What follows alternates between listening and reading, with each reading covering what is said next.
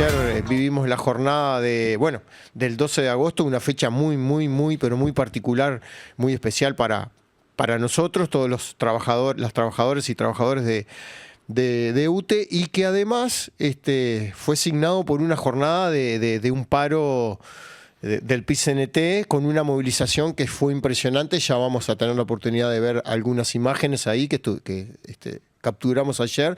Fue increíble, la verdad, digo que fue una movilización masiva, totalmente masiva. Muy buenos días. Bueno, buenos días para todas, para todos los que nos están viendo y escuchando en este nuevo programa de Pensando y Haciendo de este miércoles 13 de agosto, día después, sí, Andrés, de esa gran movilización que hicimos ayer, y bueno, paro también en muchos lugares, paralizaciones parciales, generales, en todo el país, en todos los departamentos, en muchas localidades se realizaron movilizaciones también, y bueno, obviamente que la movilización central se realizó en Montevideo, en el centro de Montevideo, como es histórico que los trabajadores y trabajadoras uruguayas marchamos por nuestra avenida principal de 18 de julio, con una señal muy importante que dimos saliendo de la universidad. Eso no fue menor, obviamente que en el marco de la lucha presupuestal, en este año tan importante donde se está resolviendo el presupuesto nacional para los 5 años del periodo, el haber dado la señal de salir de la Universidad de la República con las necesidades presupuestales que tiene la Universidad de la República, el 6+1 para la educación que estuvo ayer en las plataformas, el 1% ese para investigación, para desarrollo, son temas centrales que necesitamos para la plataforma general del movimiento obrero. Recordemos que uno de los puntos principales del movimiento obrero hoy es impulsar una estrategia nacional de desarrollo, cambiar la matriz productiva, salir de este letargo histórico de crisis recurrentes que lo único que nos dejan es gente tirada en la calle, sin trabajo, más pobreza, más miseria, más precarización, menos condiciones, y bueno, y eso va desbaratando el tejido social, eso genera mayores niveles de violencia, otros niveles de convivencia en nuestra sociedad. Por lo tanto, es importantísimo que desde la cátedra, desde la universidad, se metan a trabajar junto con el movimiento obrero estos temas para cambiar las condiciones estructurales que tiene nuestro país desde hace más de 50 años, me animo a decir, una matriz productiva totalmente primarizada, de servicios, y en los últimos años prácticamente de plaza financiera, y bueno, indudablemente esa señal de partir de la universidad hasta la Plaza Libertad, en una marcha que ocupó, al menos por lo que yo vi, ahí estamos viendo imágenes, cerca de 5 o 6 cuadras, sí, si no me equivoco, porque llegaba casi hasta la Intendencia, una vez sí, que quedamos apostados contra la Plaza Libertad, que estaba al estrado mirando hacia el obelisco, como para que la gente se ubique. Y bueno, y todos los manifestantes, todos los compañeros y compañeras que nos hicimos presentes en la movilización, estuvimos escuchando las oratorias, la plataforma que emanaron de las oratorias, y bueno, y vamos a estar desarrollando un poco esta movilización del día de ayer, que como decimos, un día muy especial también para nosotros y nosotras. Desde AUTE conmemoramos el Día del Funcionario y de la Funcionaria de UTE, como hace 66 años que venimos conmemorando ese día, como del año 2014, que está reconocido formalmente por el directorio de la empresa UTE, el Día del Funcionario y Funcionaria de la UTE, y bueno, y como hace 66 años nos encontró en la calle y movilizados, Andrés. Sí, fue impresionante. Ahí estábamos mirando algunas de las imágenes que pudimos captar ayer, una plataforma que bueno, que se viene reivindicando cosas desde hace muchísimos años. El 6+1 para la educación, por ejemplo, Gonzalo, yo no sé ya cuánto hace que se viene reivindicando por el tema por el PIT-CNT, ¿no? Por la movilización obrera. Lo mismo que se planteó también, estaba viendo, ayer estábamos escuchando la oratoria de Alejandra Pereira, donde se plantea el 1% grabar a los más ricos, ¿no?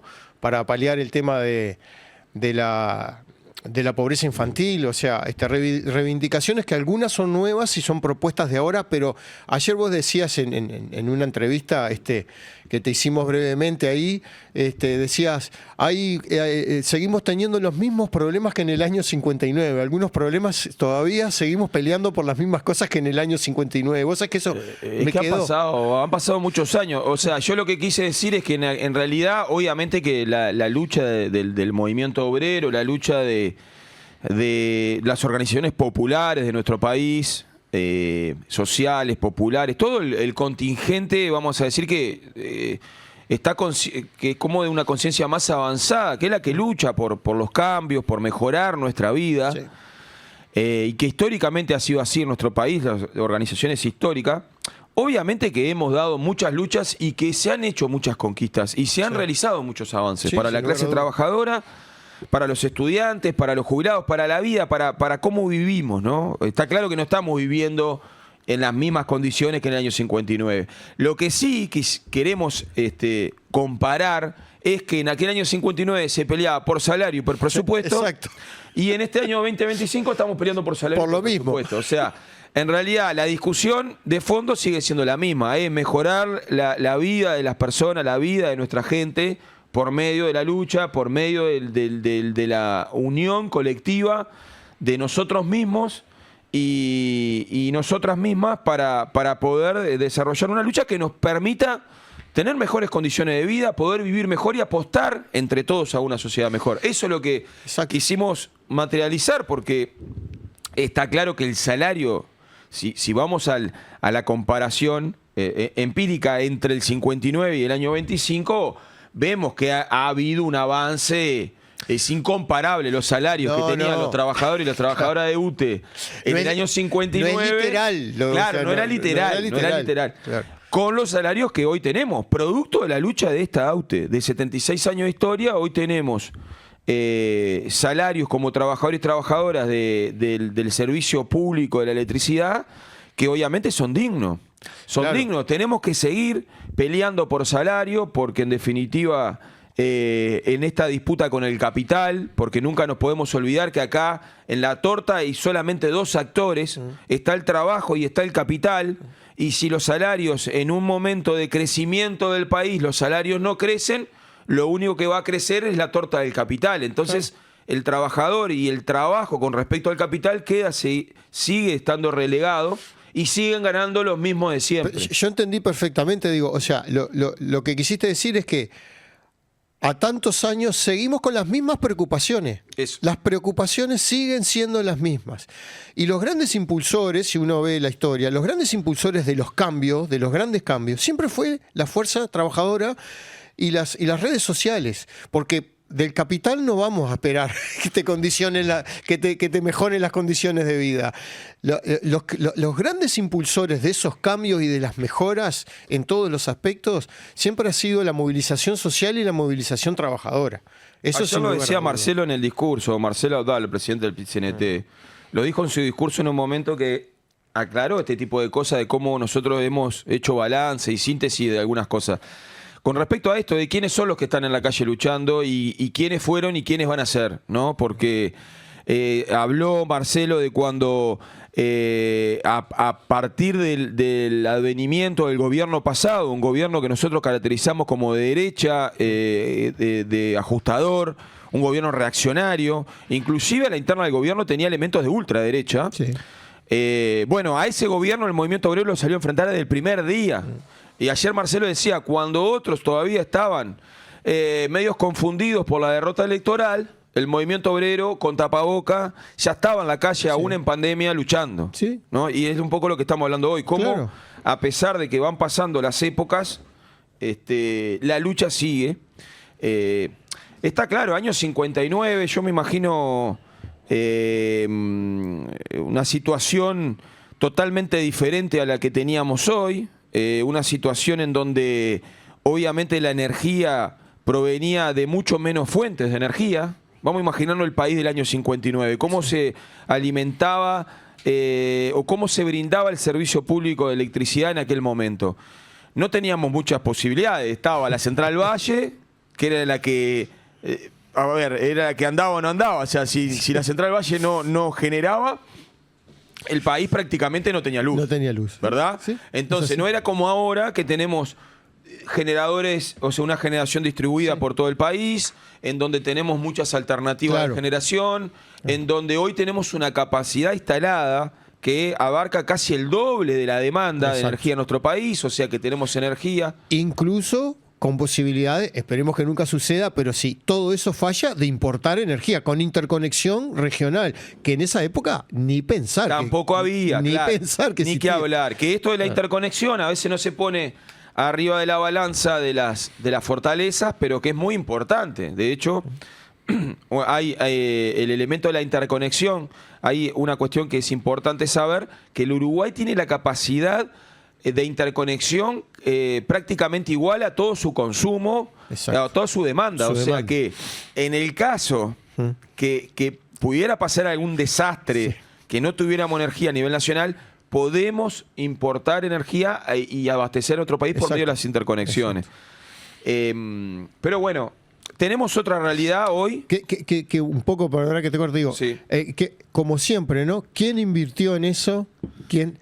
Lo que hablamos siempre, son inversiones del Estado, que se preocupó por hacer esas inversiones, lo que siempre hablamos, ¿no? Hoy tenemos esta realidad porque está la UTE. Porque está la UTE. Porque está la UTE y porque se ha resuelto defender por medio del sindicato a esta UTE estatal y pública, que es la que ha permitido tener esta realidad diferente a la del 59, ¿verdad? Si no hubiera habido AUTE, no hubiera habido UTE, si no hubiera habido UTE, hoy no tendríamos este servicio de energía eléctrica, a pesar de todas las críticas que nosotros hacemos, hicimos y vamos a seguir haciendo, pero somos ultra defensores de esta empresa pública, que es la que ha posibilitado este avance en comparación con el año 59.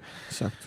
Pero imaginarnos que en el año 59, bueno, primero que se estaba dando el primer gobierno blanco de la historia, o sea, porque por primera vez ganaba un partido que no fuera el Partido Colorado, en nuestro país, que se estaba dando con el colegiado blanco, que había empezado en el año 58.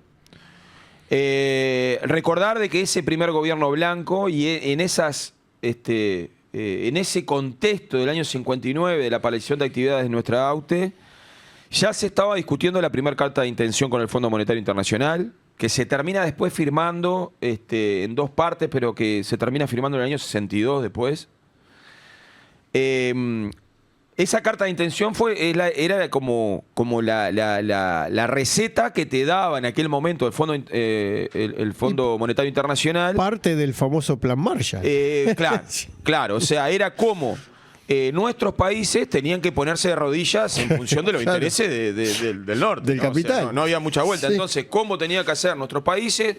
Con el Estado, con su comercio internacional, con sus relaciones exteriores, o sea... Con la educación. Con todo. ¿Cómo tenía que moldearse el país para ponerlo en camino a eso? Y bueno, obviamente, veníamos saliendo del Uruguay de la tacita de plata, ¿no? De la década del 50. La Suiza de América. La famosa Suiza de América. Después de la Segunda Guerra Mundial, el posguerra... Y ahí ya se estaba terminando el posguerra, y empezaba todo un proceso de ajuste estructural de nuestra economía y de nuestra forma de producción, que es la que nos llevó hasta acá. Exacto. Es la que tenemos hoy. O sea, en aquellos momentos comenzaba lo que hoy es la base económica de nuestro país, ¿no? Que después de 66 años...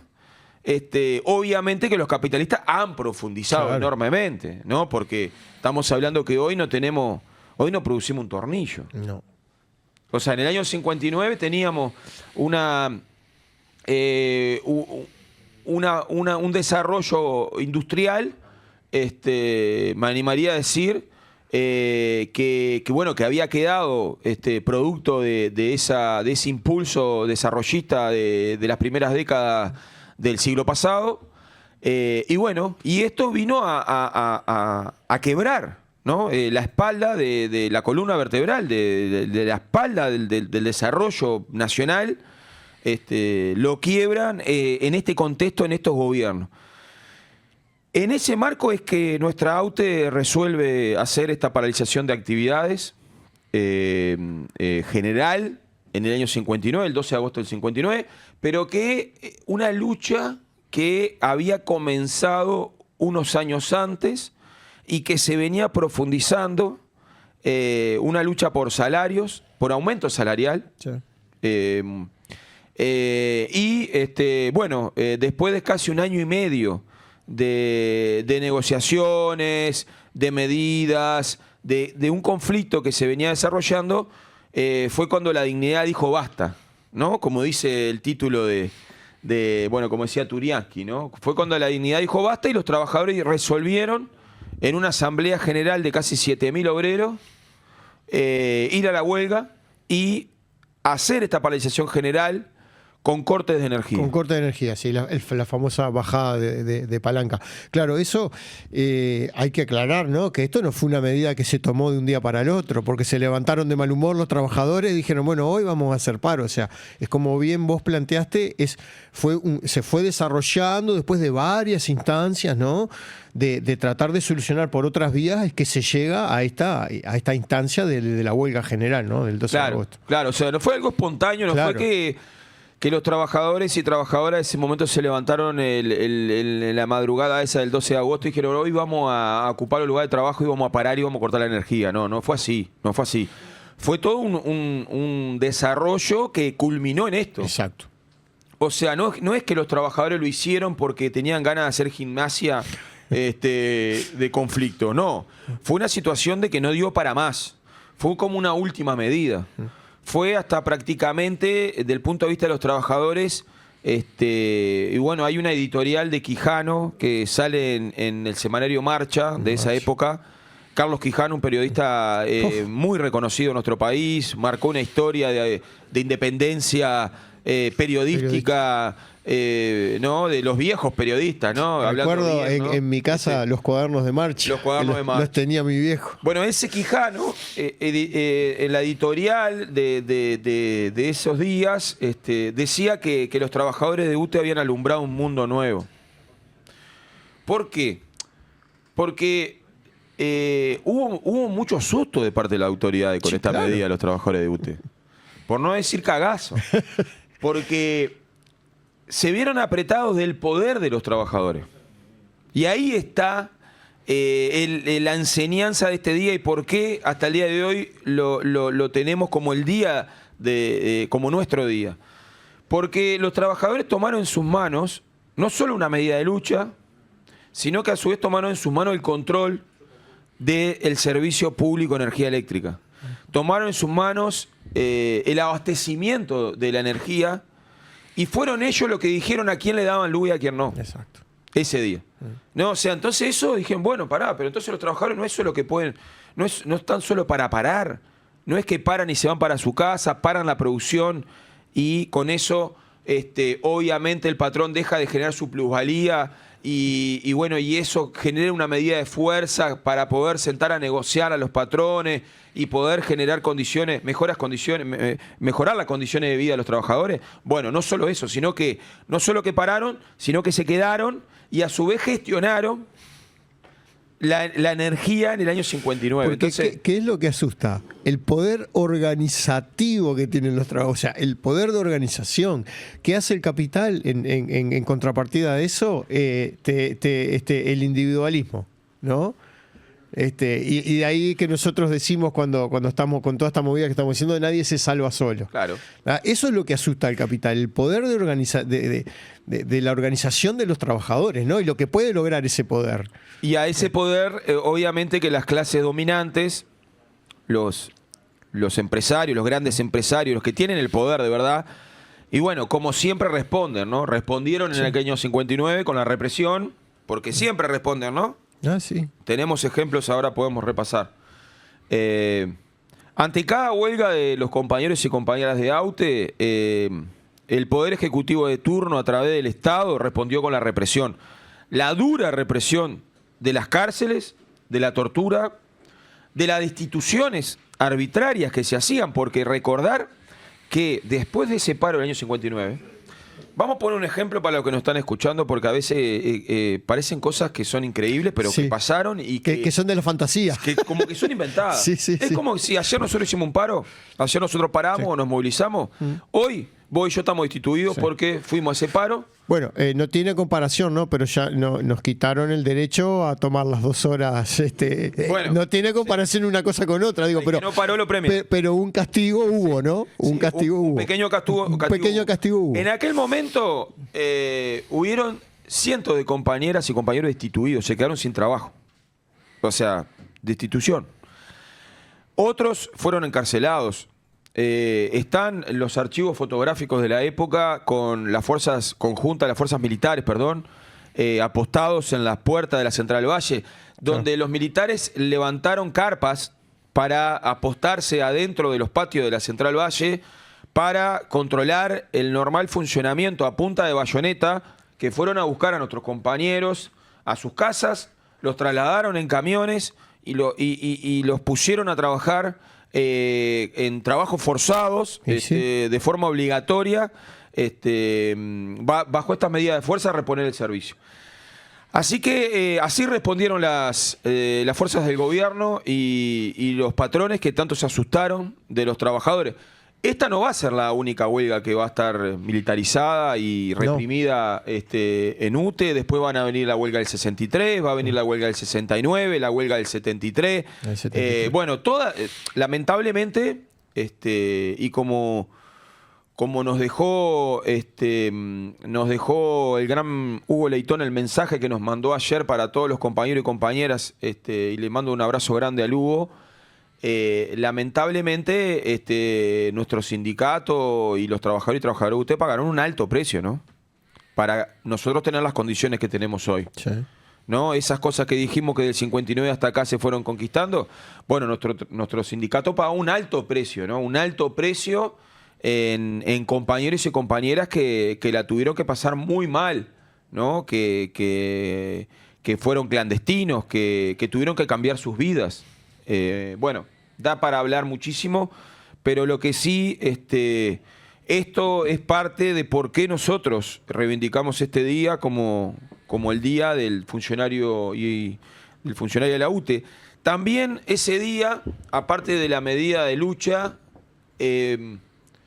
dejó la otra cuota aparte de lo que tiene que tener un conflicto. Porque un conflicto obrero, generalmente se buscan 2 cosas en un conflicto obrero. Primero, arribar a la plataforma que te lleva el conflicto, o sea, poder arrancarle a las autoridades, al patrón o a quien sea que esté el sindicato enfrente, condiciones, mejoras, conquistas para los trabajadores, mejorar la condición de vida del trabajador antes o después de la huelga, ¿no? Y la segunda cosa que se busca siempre, y el segundo objetivo de los conflictos, es fortalecer la herramienta sindical. Claro. O sea, vos no podés entrar a un conflicto e irte con una herramienta sindical peor de la que tenías antes, o irte con una herramienta sindical hecha papilla, porque después no vas a seguir haciendo ningún conflicto más y no vas a poder seguir luchando.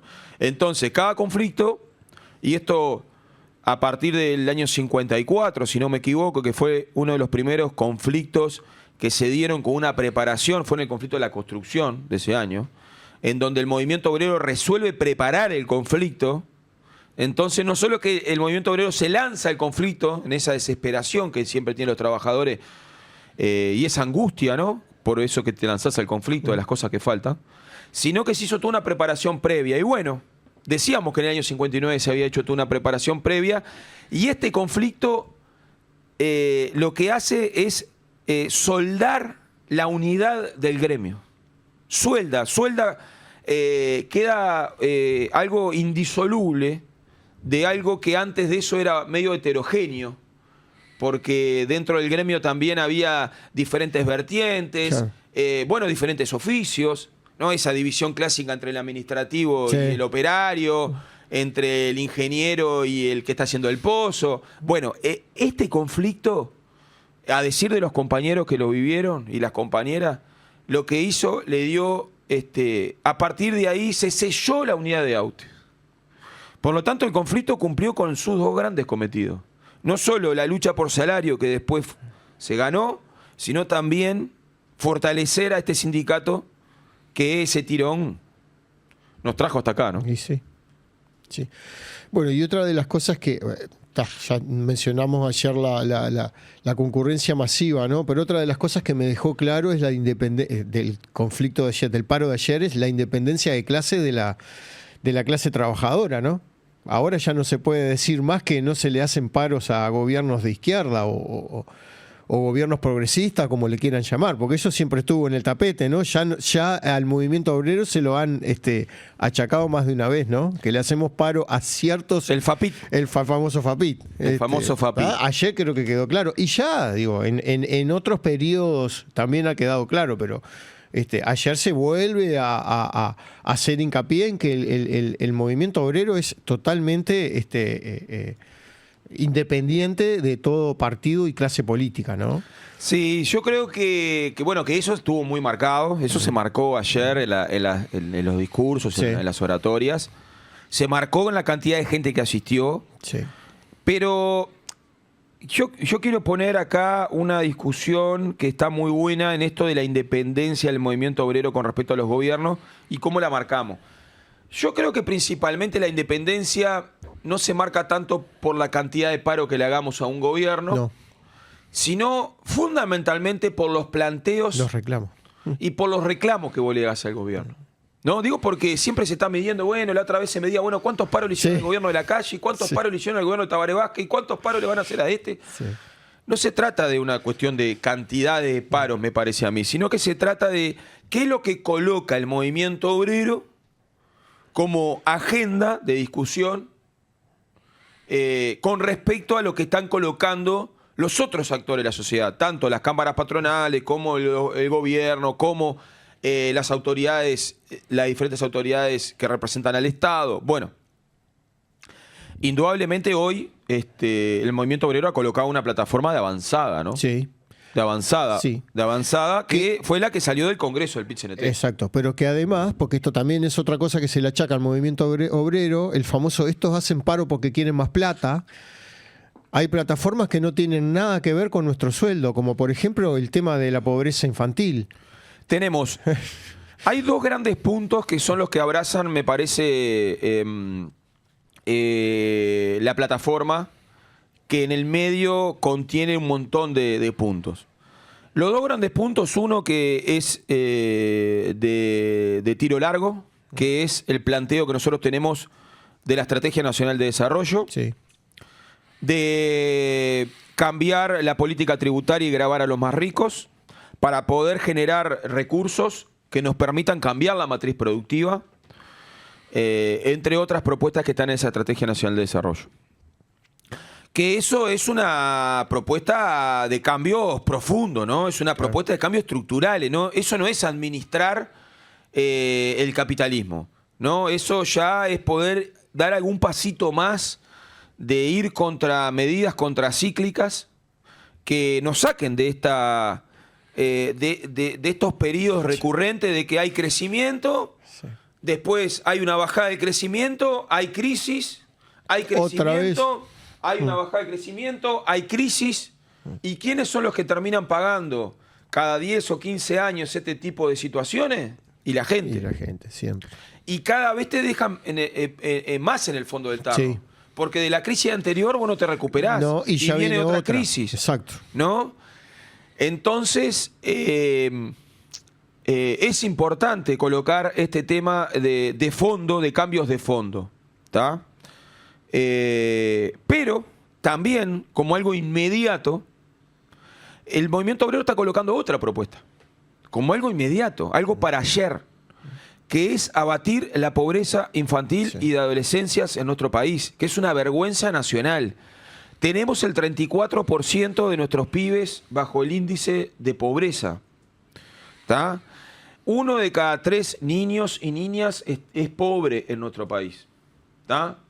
Eso, obviamente, problemas de alimentación, problemas de educación, o sea, todos los problemas que trae la pobreza, ¿no? Problemas estructurales, problemas de vivienda, problemas en la salud, bueno. Sí, ayer lo decía Alejandra Pereira, tenemos niñas y niños con los pies en el barro. Creo que esa frase contextualiza todo, ¿no? Es muy clara. Y tenemos una de las mayores reservas de piedra caliza de América Latina, sí. y no podemos hacerle una losa para el rancho. Sí. Entonces, el movimiento obrero está colocando estas dos grandes propuestas. Una que abraza un cambio estructural de fondo, otra que es algo inmediato. Y para eso estamos proponiendo, porque no solo que estamos identificando un problema, la pobreza infantil, sino que a su vez estamos haciendo una propuesta. Exacto. ¿Cuál es la propuesta? Y bueno, gravar al 1% más rico en el 1%, y que eso pueda generar más o menos el 1% del PBI. Y que ese 1% del PBI se destine exclusivamente a este tema. Exacto. Eso es un poco lo que se colocó desde el 1 de mayo, que se viene trabajando, que se ha puesto en la agenda. ¿Tá? Bueno, tuvimos el programa pasado a Joan Vila, que la verdad son unos capos los gurises que nos están dando una mano al movimiento obrero, son economistas muy reconocidos de la Universidad de la República, y que estamos trabajando porque se están haciendo propuestas serias, ¿no? Esto no es un bolazo que estamos tirando, ¿no? No es un bolazo. Y bueno, y en el medio obviamente aparecen un conjunto de reivindicaciones y propuestas en la plataforma que, bueno, una tiene que ver con el salario, ¿no? Hoy hablábamos que una crisis te deja en un lugar, ¿no? Te deja en un lugar y después cuando viene la otra crisis, vos ya partís de ese lugar y te va a dejar más abajo todavía. Ejemplo de lo que pasó con el salario. Nosotros tuvimos los 5 años del gobierno de la coalición republicana perdiendo salario. ¿Tá? Nosotros tuvimos en el año 2020, se hizo un presupuesto de recortes y de ajuste que nos llevó hasta el año 2024, que en realidad está corriendo este año porque el presupuesto 24 es el que corre en este año. Ahí está, es el que está vigente. Y lo que se hizo, se formó como una panza en el salario. O sea, ¿qué hicimos? Empezamos a perder en el 2020, terminamos en el mismo nivel, vamos a decir, en el punta a punta, empatando el salario del 19. Del 19, sí. Pero todos los 5 años esta panza perdimos salario, pedimos poder de compra. O sea, los salarios perdieron poder de comprar producto de los ajustes que no nos hicieron. Exacto. Porque no solo que nos ajustaron por debajo de la inflación, sino que a su vez el país, a pesar de toda la crisis económica que hubo, el país creció un 6,6% en el periodo pasado. Claro, es lo que contra qué hay que comparar, ¿no? O sea, nosotros quedamos, por decirlo de alguna manera, en una meseta. Partimos acá y quedamos acá, con toda la pérdida que tuvimos en el medio, que no se recuperó, y ya, ojalá que sí, digo, pero... Ahora vamos a ir a las pautas de este gobierno que no plantean recuperar esa pérdida. Ahí va, a eso quería llegar. O sea, quedamos en esa meseta con el país creciendo y ahora plantean lo mismo. O sea, plantean de que no va a haber recuperación salarial. Exacto. Las pautas que, bueno, las tenemos acá. En realidad, esto, quiero aclarar, es una propuesta que viene del Poder Ejecutivo para el sector de públicos, ¿no? Para el Consejo Superior de Públicos, en donde, bueno, es una propuesta que ahora la vamos a pasar a detallar un poquito, pero que ya fue rechazada por el conjunto del Departamento de Público del PIT-CNT y por todos sus miembros. Dentro de ello, la Mesa Sindical Coordinadamente, que es donde estamos nosotros como AUTE. Exacto. Ya fue rechazada esta propuesta. Ahora vamos a decir por qué. ¿Qué es lo que sigue? Bueno, lo que sigue es ahora reunir las ramas de actividad. De hecho, se va a reunir la rama de la Mesa Sindical Coordinadamente ahora en los próximos días para discutir esta propuesta, ya en la rama. Bien. ¿Tá? Ahora bien, la propuesta que contiene, la propuesta no contiene acompasar el crecimiento real del país con los salarios, que eso es algo que estamos reclamando, esto de que si el país crece, los salarios tienen que crecer. Eso, porque además, ¿quién hace crecer al país? Y los trabajadores. Los trabajadores. O sea, se prevé un crecimiento del PBI por parte de este nuevo gobierno, pero que no está contemplada en propuesta de crecimiento salarial en la propuesta. Exacto. Primer punto. O sea, que no se prevé crecimiento salarial. Arrancamos mal. Segundo punto, no se prevé recuperación salarial. O sea, esta interpretación que nosotros tenemos de lo que pasó en el quinquenio pasado, que no todos la tienen, porque recordemos que el gobierno que se fue dijo que había aumentado el salario. Sí. ¿No? Sí. Pero Gonzalo, lo que tiene que entender la gente, te aumentó el salario, pero contra una pérdida. O sea, a ver, te aumentó el salario para dejarte como estabas. Claro. O sea, vos en el bolsillo no compraste menos papa, menos arroz, menos leche, menos además, fideos, fuiste menos al cine, al teatro, todo lo que quieras, todo menos. lo que quieras.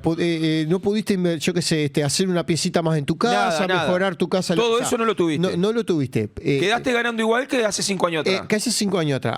Ahí está. Pero además, en el medio, vos perdiste poder adquisitivo. Sí. O sea, aumentaron el salario para dejarte como estabas hace 5 años. O sea, que vos en el periodo no saliste ganando más en dinero en el bolsillo. Vamos a hablar en criollo. El cálculo que nosotros tenemos es que hemos perdido entre un 4 y un 5% en la rama de las empresas públicas, estoy hablando. Aclarar, en la rama de las empresas públicas perdimos entre un 4 y un 5% de salario en el quinquenio pasado. Bueno, la propuesta del gobierno no contiene ningún tipo de recuperación, pero no del 4,5%, no, ni de 1, ni de 2, ni de 1,5, ni de nada, o sea, ni de 0,5% de recuperación. Está. Y el tercer punto por el cual fue rechazada esta propuesta es que tampoco garantiza, al igual que el gobierno pasado, tampoco garantiza el poder de compra de los salarios. Exacto. Porque si la inflación supera los rangos que están previstos, vamos a perder. Claro, porque no está atado, el aumento sigue no atado. No hay aspectos que contemple aspectos de recuperación en el caso que la inflación suba. Claro, con respecto a la inflación. Claro. Lo mismo que pasó en el periodo pasado, que eso estuvo en algún periodo, estuvo contemplado en algún otro periodo de gobierno y después se quitó. ¿A qué nos referimos con esto? Para que se entienda. Sí. ¿A vos te dan un aumento en enero? No es aumento, es un ajuste en enero. Es un ajuste. ¿Está? Nos dieron este enero pasado, enero del 2025, nos dieron, ¿se acuerdan cuánto nos dieron? Ay, no recuerdo. No, ni me acuerdo. Fue tanto que no me acuerdo. 5,2. 5,2 nos dieron en enero del año pasado, de este año. De este año, sí. Entonces, 5,2. El ejemplo que queremos poner viene el pelo. Ahora estamos en el mes 8. ¿Cuánto está haciendo la inflación ahora en el mes 8? Ya superó 5,2. Sí. La inflación acumulada anual ya superó el 5,2. O sea que nosotros ahora los 4 meses que nos quedan del año estamos perdiendo salario. Exacto, tendríamos que tener ajuste. O sea, si nos basamos en la inflación, tendríamos que tener un ajuste del salario para ganar, para no perder. Que se dispara por arriba de lo que vos ya te dieron. De lo que vos, claro, sí. Claro, una cláusula gatilla o algo. Claro. Y si no, lo que se hace, que es otro mecanismo que no es la propuesta del gobierno, sino que es otro mecanismo de ajustes salariales, que era lo que se hacía antes, a vos te adelantaban. Sí, pero después te adelantaban un promedio de la inflación. Entonces eso, lo que te adelantaban y lo que te mejoraba era que vos perdías menos. Porque te llevaba más sobre el fin de año el adelanto y después en enero te ajustaban enseguida. Claro, pero te lo descuentan. O sea, no, después te lo vuelven a descontar. No. Ese adelanto no te lo descuentan. No, yo lo que digo es, una cosa es cuando a vos como la propuesta actual del gobierno, te dan toda la inflación esperada. Exacto. El gobierno dice, yo este año voy a tener 4,5 de inflación, entonces yo a vos te voy a dar un 4,5 de inflación en enero. Y entonces yo sé que vos durante todo el año no vas a perder porque la inflación va a ser 4,5 y yo ya te di 4,5. ¿Está? Ahora, ¿qué es lo que pasa generalmente? Que eso no se cumple. Entonces, cuando la inflación supera el rango que te dieron a principio de año, vos empezás a perder. Claro, sí. Entonces, ¿qué es lo que está pasando este año? Claro. Es lo que pasa este año. Claro. Cuando no hay mecanismos de adelanto. Porque si a vos te adelantan, ¿está? Si a vos te adelantan, después te corrigen. Ahora, si no, vos tenés que hacer la corrección con tu salario. Vos vas perdiendo y después ajustás. Pero lo que perdiste no lo recuperás. No. Entonces, si a vos te adelantan, vos perdés menos porque llegás más a fin de año. Claro, con mejor poder adquisitivo. Vamos a hablar. Hablándole con más plata, con más dinero en el bolsillo. Claro, llegás con más resto en el bolsillo. En el bolsillo. Si no, a mitad de año ya empezaste a perder. Claro, sí. Y eso no lo recuperás. No. Y eso lo pone el obrero. Sí, Por claro. eso que en el quinquenio pasado fueron más de 2.500 millones de dólares que el trabajo aportó al capital. Esta pérdida salarial se cuenta. Sí, O sea, se claro. puede contar y se contó. Sí. Fue la plata que puso el trabajo a la torta del capital. Claro. Bueno, pensábamos que con la asunción de este nuevo gobierno, este tipo de cosas podían cambiar. Claro. Pero bueno, las pautas son bastante nefastas, ¿no? Por eso es que, por eso es que estamos movilizados. ¿Tá? Porque en definitiva lo que queremos es que en la torta general el trabajo pese más que el capital. Sí, sí. O recuperar lo perdido por el trabajo con respecto al capital. ¿No? Porque si no, siempre se la siguen amorralando los mismos. Recordar que el 1% más rico de nuestro país amorrala el equivalente al 75% del PBI. O sea, más de 60.000 millones de dólares tienen en sus cuentas. O sea, si habrá margen para juntar los salarios. Bueno, y el cuarto componente, y ya con esto redondeo la parte salarial, tiene que ver con que tampoco hay ningún tipo de criterio de ajuste diferenciado para el salario más bajo, que es como el cuarto criterio que hemos resuelto a través de los lineamientos generales del PICNT de ir a reivindicar, de defender. Claro. ¿No? El tema, el crecimiento del salario con el crecimiento del país, la recuperación salarial, el poder de compra y cuarto, ajustar a los salarios más bajos, Y sí. de una forma diferenciada, como se está planteando discutir en la privada. Bueno, en los públicos no hay ningún tipo de criterio para ajustar No, los no, salarios más bajos tampoco. se le sube a todos igual y chau. Y chau. O sea que de los cuatro conceptos que queríamos poner, ninguno Está contemplado en la propuesta del Poder de los Ejecutivo. públicos, del Poder Ejecutivo. Bien. Y bueno, y ahora que la idea es que se va a hacer una contrapropuesta o- Sí, con estos cuatro conceptos es que se va a ir a la rama, Bien. a negociar en la mesa sindical con entes. Y bueno, cuando tengamos algún tipo de novedades de esa reunión, Sí, estaremos. lo estaríamos conversando. Bueno, bien, Gonzalo. Otra cosa que me estabas comentando hoy un poco antes del programa, bueno, esto, con respecto, digo, a esto de la movilización de ayer, no sé si querías decir algo más, cerrar el tema por ahí. Por último, agregar que me parece interesante es que la movilización en realidad fue precedida por un conjunto de acciones del movimiento obrero. O sea, no llegamos de la nada tampoco a la movilización de ayer. Se hicieron movilizaciones previas, ¿tá? Tanto de la mesa sindical Coronadentes, de los sindicatos industriales que están también en crisis con el empleo, bueno, también de los sindicatos de la educación. Hubieron diferentes movilizaciones que se hicieron previas a la movilización. También acciones solidarias a nivel central, tanto del PICNT como de AUTE, que venimos desplegando. ¿Tá? Porque aparte de la lucha también estamos poniendo el hombro y estamos poniendo las manos para dar una mano a la gente que más lo está necesitando. Acciones solidarias, la campaña del abrigo a nivel de todo el país, que ya se hicieron 3 entregas de un montón de ropa. Seguimos recolectando. El almuerzo solidario que estamos desarrollando todos los martes y jueves acá en nuestro sindicato, donde están viniendo a comer más de 150 personas, mínimo. El lunes, como ayer había paro, lo hicimos el lunes. Y bueno, se llenó la cancha de vuelta, lamentablemente. Digo lamentablemente porque no debería pasar. No debería pasar.